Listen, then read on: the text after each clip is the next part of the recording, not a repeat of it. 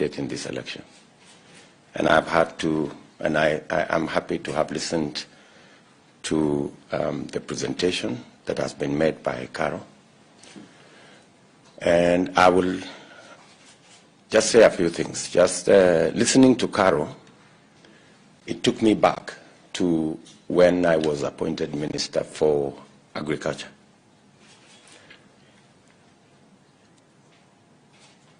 When I went to the Ministry of Agriculture in 2008, I found that the things that need to be done are already in government books, and we didn't need anything new to be able to get the ministry running. We just needed to roll up our sleeves and provide leadership, and things would change. And many people told me then I had a man called Romano Kiome, who many people thought he was a very difficult person. And many people asked me, how are you going to work with this guy? But I found Romano a very good Kenyan, because he was determined on delivery. And many people did not like being pushed to deliver. Listening to Caro and the team this morning, I am also clear that what needs to be done in Kenya, you don't need to invest in any research. It's already in our books.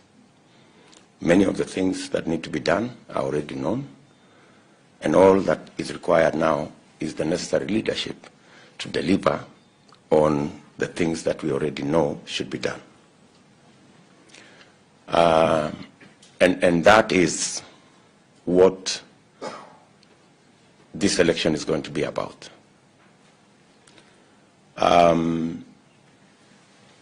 My own perspective on the presentation that has been made and the place where we are as a country. I remember saying 3 years ago that we are going to change the conversation in Kenya. That's not going to be about leaders. It's not about changing the constitution. It's not going to be about sharing power. But it's going to be about the people. It's not going to be about changing the constitution. It's going to be about changing the economy. It's not going to be about sharing power. It's going to be about how to empower the citizens of our country. And that's where we are today. We have pushed the conversation in the political space to the place where we are today. We are discussing the economy. From the Kenya Kwanza bottom-up economic model to all the array up to where our other friends are. And I am a very proud Kenyan that we are having a conversation in this election about the economy. It couldn't have been any better. I know there is an attempt to still continue to bring back the discussion about changing the constitution, creating a few more positions, creating a position of ombudsman to supervise the judiciary, giving additional power to the president to be able to manage the judiciary and to manage the legislature. But I am very confident that the people of Kenya will make the correct decision, and that what we need to change in this election is not the constitution, but the economy. And why the economy from where I sit?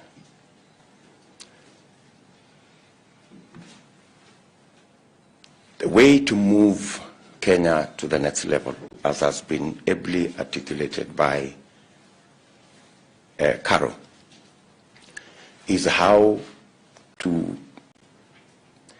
relook at the whole spectrum of our economy. From the Kenya Kwanza perspective, we believe that the first step towards everything you have said here is how to capitalize the private sector. That's the whole essence. If you ask me what bottom-up is, it's about how to capitalize the private sector. I know when we say capitalize the private sector,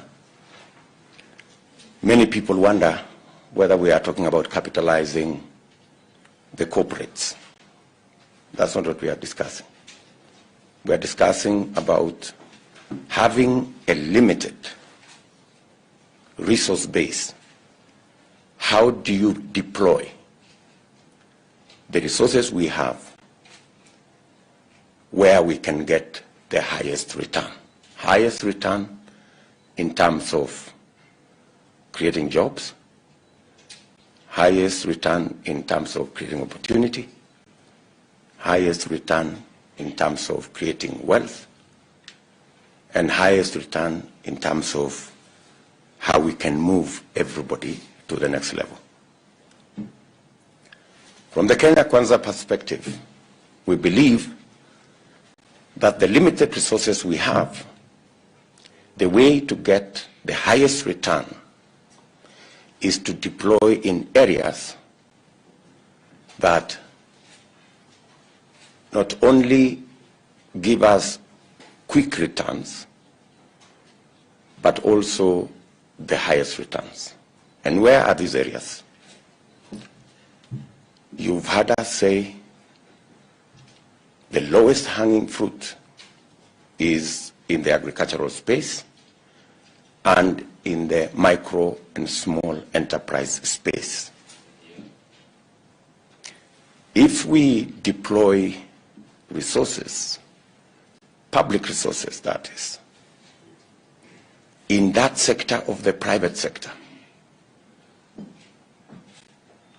we will then not only get to increase their productivity and get a quicker return, but we will then create a market. So it's about increasing our productivity and expanding the market for everybody. Let me maybe put it much more clearly. We believe that agriculture being the low-hanging fruit, deploying public resources in increasing the productivity of our farmers is the easiest place to begin. Why? Because number one, whether it is crops, we have the farmers already in place. They are already doing it. If it is maize, they are producing 5 bags per acre. We can make them produce 15 in one season. If we make sure they have the correct seed, and we make sure they have access to affordable fertilizer, we will increase their productivity. Milk, for example. We are the largest producer of milk in this continent. We produce 5 billion liters of milk every year. But on average, per cow, we produce between 3 and 4 kilos per cow. With quality seed, with quality feed, we can increase the productivity of every cow from 3 to 15 or 20. That way, we can take it, even if we double it to 10 billion liters. Milk can easily overtake horticulture, can easily overtake tea in terms of our foreign exchange earner. And we have the market for it in this continent. This continent imports milk from New Zealand and all manner of places. I slipped a bit the other day. I was having a session in Nyeri, and I was trying to talk about DRC, where we have 90 million people. But I was misquoted. I was trying to say, DRC, we enjoy their music. They can also enjoy our milk, you know, because they are a big market, and they are actually a potential market. Why do I say it's a hanging fruit? We have the cows. The farmers are already doing it. Only that they are producing 3 kilos. From the same cow, they can produce 10, 15 kilos. And we can double or even triple our milk production. So this is the sector that has the lowest hanging fruit. Why do I say that? We can increase the productivity of our crop farmers in one season. We can increase the productivity of our cows within 2-3 months. So that's the place, in our opinion, where if you invest, if you deploy, the problem with that space is capital. They don't have the money to do it. And we need to deploy capital and support that sector. What does it do? We have close to 6 million. Anyway, 60% of Kenyans do some sort of farming. Even the people in this room. Everybody here is some sort of a farmer. Yeah, I'm sure Amureu does something, and all the other people. So that's where the bigger portion of our population is, and we can, if we enhance the productivity of that sector, we will also expand the market for everybody. And that's why we believe that sector is the easiest sector to begin to stimulate our economy. We have done very well with the deployment of infrastructure. Our second term was about the Big Four, many of you know. And one of the pillars of the Big Four was agriculture. And what we wanted to achieve in agriculture is to increase the productivity of our agricultural sector. Unfortunately, we haven't quite done what we wanted to do. And I know everybody here knows why. We got a bit busy with the BBI project and took a bit of our time. And unfortunately, it ended at a place called null and void. That is the sector that can give us quick returns. Number two, we also believe that the small and micro space, as Caro has said here, is another place where we have opportunity. If we capitalize the micro, because what's the situation? 800 young people join the job market, or the labor market every year.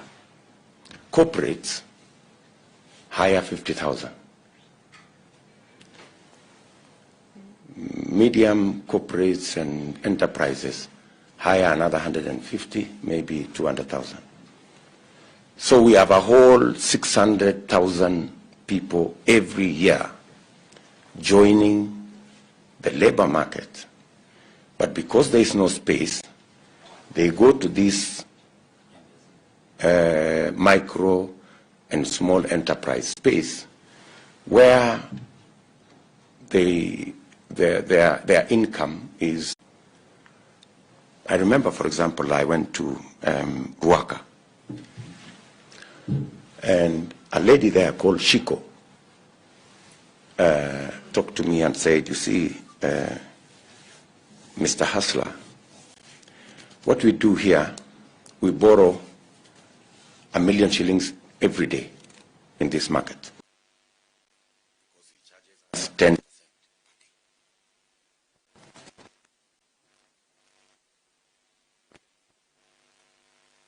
Why? Because that's the credit we can access. Of course, all of you are aware that we have 15 million Kenyans on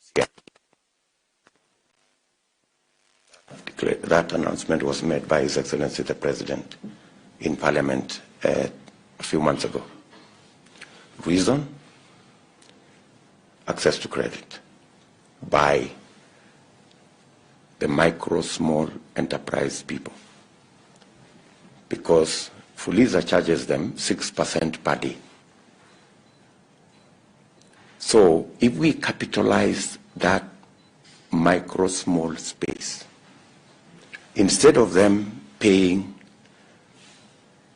1,000, 3,600% per year, if they paid 10% like the people sitting in this room, or 15% with the people sitting in this room, and we did what Caro said here, we provided them good space for them to do their enterprise, build good markets, make sure that they have a decent space to operate from, make sure that there is law that protects their business. They are not running from Kanjo and the rest of the guys. Those people can move from $2-3 to $6-7 per day. That is a space where we have opportunity.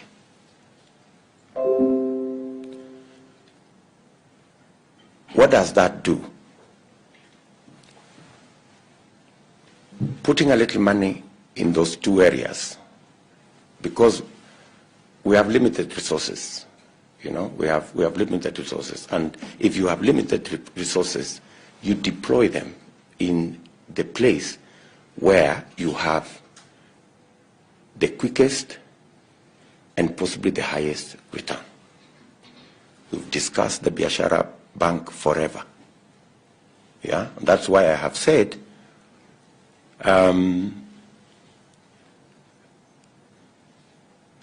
when or if elected, we will put the first 50 billion shillings in the fund for micro and small enterprise for them to have access to credit.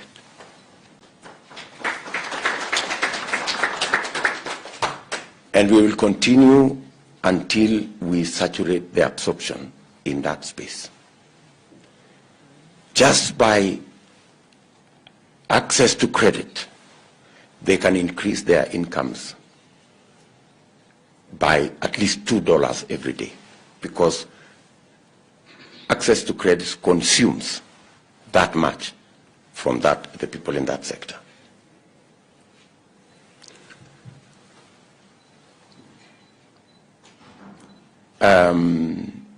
So the bottom-up economic model is basically about access to capital in the private sector, expanding the market, and making sure that if all the farmers increase their productivity, they will be a market for the people in the corporate world. If we make sure that the 80%, Caro said, of the people in the micro and small and small enterprise, if we increase their productivity and increase their income, they will also become a market for the people in the manufacturing sitting in this room, the people in all the other spaces sitting in this room, And that increased productivity creates opportunities for the people sitting in this room for agro-processing, value addition, and the whole chain going up.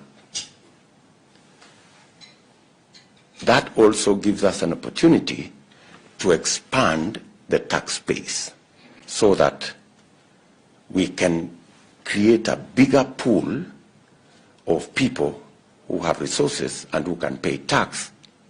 And we don't have to rely on a few people today who we are running after and sometimes harassing them.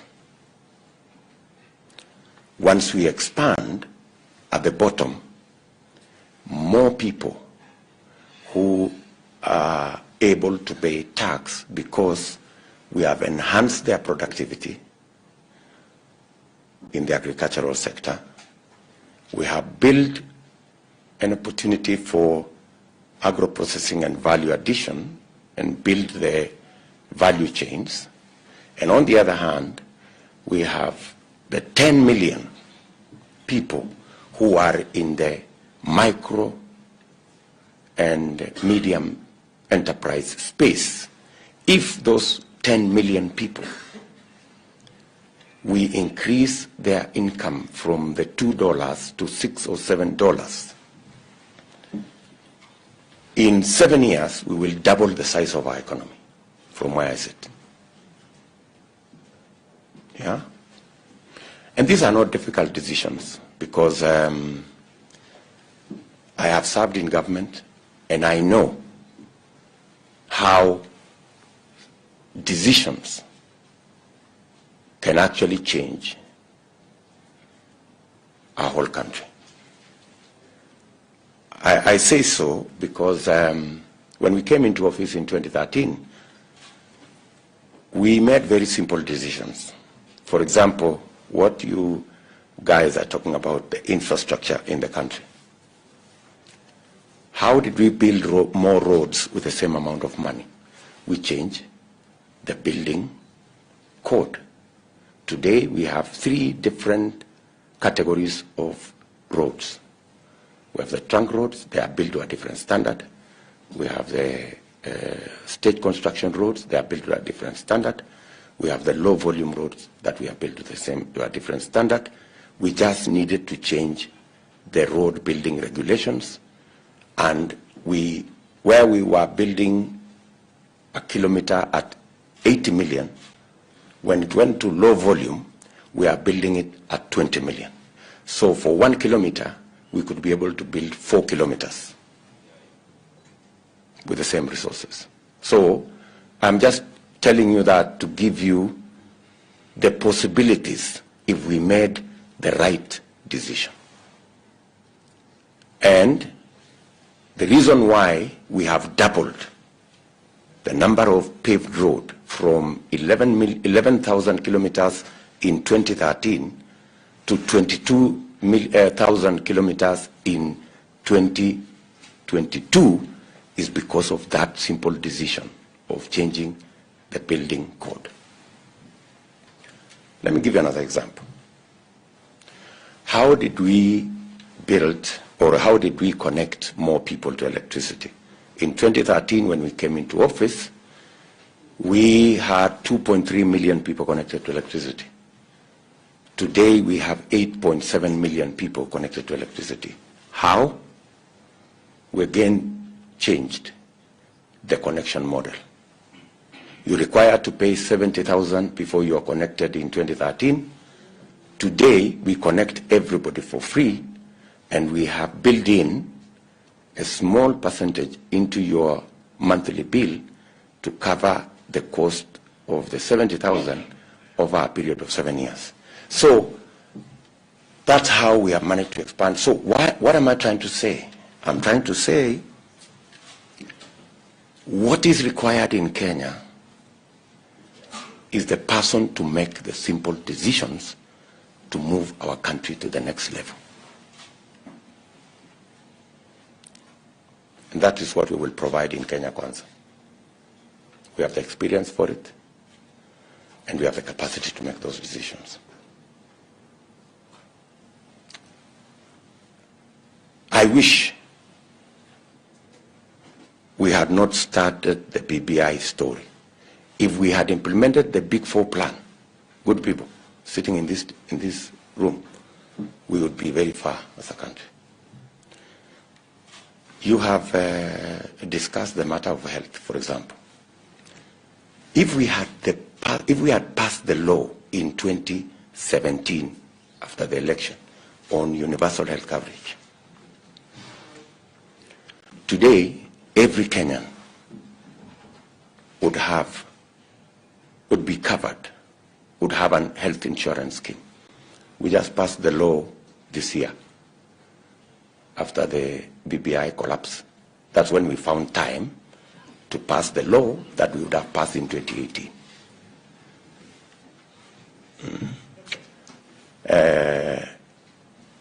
It's never too late to make the right decision anyway. So we've passed the law, and now we are rolling out the new rates, which are, I think there's a bit of discussion, which is good and it is healthy, where everybody now will pay a percentage of their income. I think it's only fair, that the deputy president who earns $1 million shillings should pay 1.5% of their salary, and maybe his employer another 1.5% of their salary.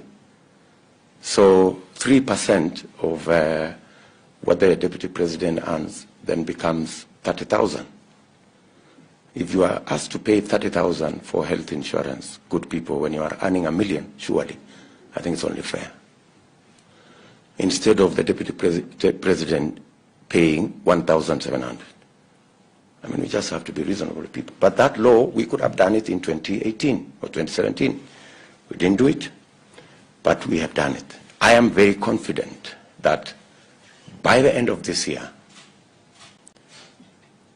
we will have tripled the collection on NHIF. When we came into office, I remember, in 2013, we were collecting about 900 million shillings every year. When we slightly adjusted after fighting with all the other people I don't want to mention, we took the collections from 900 to 3.3 billion every month. Today, we are collecting about 60 billion every year on NHIF. We can easily take it to 150 billion shillings every year. And we can actually completely have a universal health insurance scheme in Kenya, which removes the burden from even the people in the private sector space of having to pay medical cover for their employees. Because if we leverage on the economies of scale, where every Kenyan can pay a percentage of their income, then we can be able to deploy health in a much more efficient, effective, and in an affordable manner. So we believe that with a bottom-up approach, we should be able to deploy our capital effectively, public resources we have. We should be able to make sure that we create jobs using the deployment of that capital in the agricultural sector, in the SME sector. And we should be able to expand the market for everybody. And the fourth item, we should be able to ease the chasing of taxes from a few people by making sure that we have a bigger base, we have more taxpayers, and therefore increase the efficiency of tax collection through digitization. Today, we don't collect almost 40% of VAT.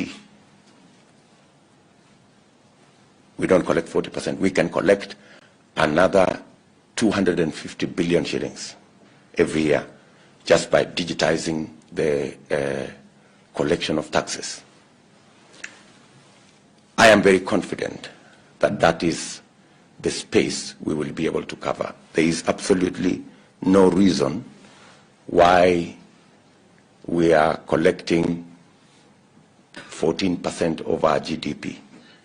We can easily move it to 22 or 23% of our GDP, and we should be collecting between 2.5 and 2.8 trillion shillings instead of the 1.6, 1.7 we are collecting at the moment. That way, in my opinion, we can reduce the appetite on borrowing. We can reduce the appetite on borrowing, and we can begin the journey to build and run our affairs more on our taxes and less on borrowing. But it starts with the bottom. Let me say two things so that I can conclude my remarks. We have mentioned here about creating jobs using increasing productivity in our agricultural sector, building on agro-processing, building on value addition to create jobs, and that chain. Increasing access to credit and incomes in our SME sector to create more entrepreneurs, create more jobs. We also must deploy our resources in the infrastructure space to produce more jobs. When we sat down with experts, they told us the easiest place to create more jobs is in the housing space. And that's why one of our pillars of the Big Four was housing. The housing pillar was not about houses. It was about jobs.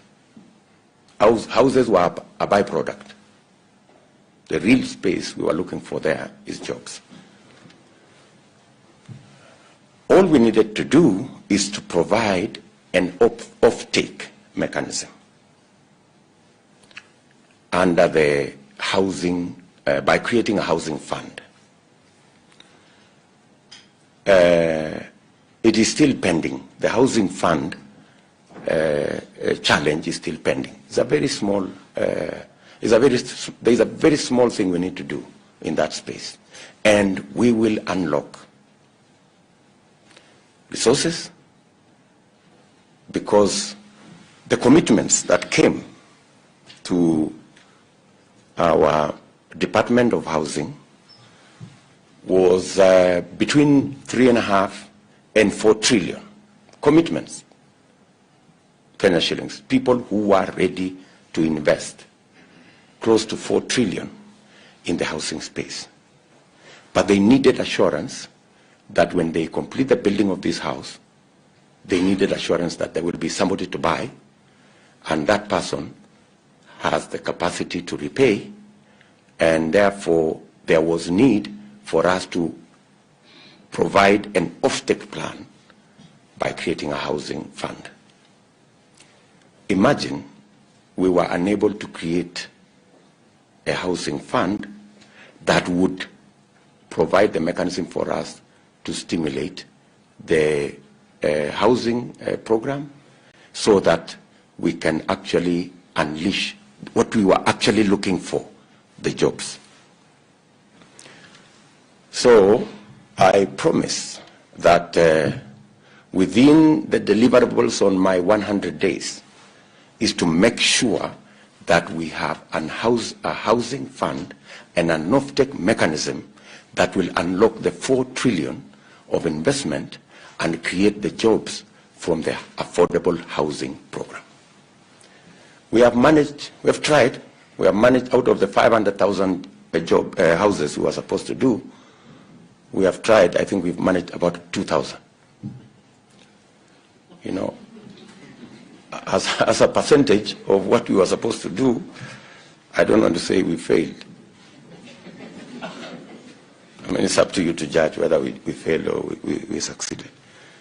And it's a very simple thing. That's why I'm telling you, we need the leadership with a focus to make the small decisions that will change Kenya. We've always talked about this tremendous potential, but as Vimal said here, we can be at the potential for 50 years unless we make the right decisions. And the right decisions are not necessarily very complicated. In fact, whenever I talk to people and I ask them how we manage to do the roads and how we manage to do the electricity, they tell me, if these decisions are this simple, why haven't they been made? But that's how it is. So, finally, we have to think about the whole space around savings. Today, as a country, our savings is about 7, maybe 7.5, maybe 8 at most % of our GDP. The reason why we borrow from China is because their savings is 55% of their GDP. We have to rethink and rework the whole space of building a savings culture in our country. I mean, many of the people, all the people that have a pay slip know that there is a 200 shillings on their pay slip to NSSF. I'm saying 200 Kenya shillings. It's not $200. 200 Kenya shillings. I mean, anybody in their rightful mind, how can anybody say 200 shillings is a saving? It's very foolish, if I may say. So, we have to rethink about how to build our savings so that we can run our development, we can do our investments on the basis of the savings that we have. We have to rethink the whole NSSF concept. I remember I sent our Minister for Labor to Uganda to look at their social security. Uganda, you pay 10% of your salary and 5%, your employer pays 5%. So your first charge on your salary is your saving. That's why Uganda has built the largest social security in Eastern Central Africa. Tanzania has done the same. The whole parliament in Dodoma was built using their money from Social Security. And they not only use that money to fund their own development, they also benefit their own people. The interest we are paying for loans to other countries because we have borrowed their savings, we can pay that interest to our own Kenyans if we borrowed from their savings as a government. And we can create a bigger pool of resources that we can borrow at reasonable rates to drive our development. Again, we need to make the decisions that will put that in place. And I commit with my team that those are the decisions we will make. Finally, we must deal firmly and decisively with corruption, conflict of interest, and state capture. We must deal firmly. We must be clear that the fight against theft of public resources cannot be a subjective fight, because then we lose it. It must be a fight that is based on the rule of law. You've said here that our judiciary get I saw your number, 0.6% of the budget. The standard worldwide is 2.25 of our budget. That's why disputes in the business space take forever. That's why corruption cases take forever. And therefore, justice delayed become justice denied. We must operationalize the judiciary fund. And I will operationalize the judiciary fund day one. That is the first signature that I will put. So that we can free the judiciary to discharge its mandate. So that the judiciary can deal with disputes. So that the judiciary can deal firmly, decisively with corruption cases. I do not understand how anybody in their right senses, instead of operationalizing the judiciary fund and getting the judiciary to discharge its mandate independently, anybody could be imagining that you need an ombudsman appointed by the executive to supervise the judiciary so that the judiciary become subjective to the executive. It is madness. Anybody saying that we need to change the law so that the judiciary can now operate not independently but supervised by the executive is taking us, I don't know in which direction. Number two, the entire criminal justice system, because the office of the IG is an independent office in the Constitution, independence must include financial independence. If you do not have financial independence, your independence is meaningless. If you still have to depend on money from the office of the president to run an independent office of the IG and the DCI and the rest of it, we are told he who pays the piper calls the tune. That's why we have all these cases. There is a legitimate concern that the office of the DCI has been weaponized, not to discharge the mandate it has in the Constitution, but is being used as a weapon to fight the people you don't like. So, day one,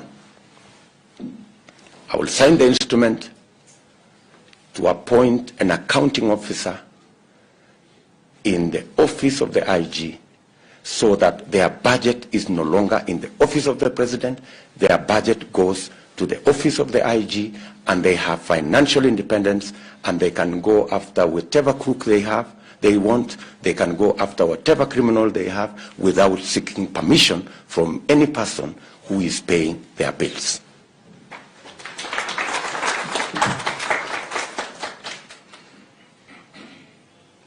So, simple decisions that need to be made to get this country moving.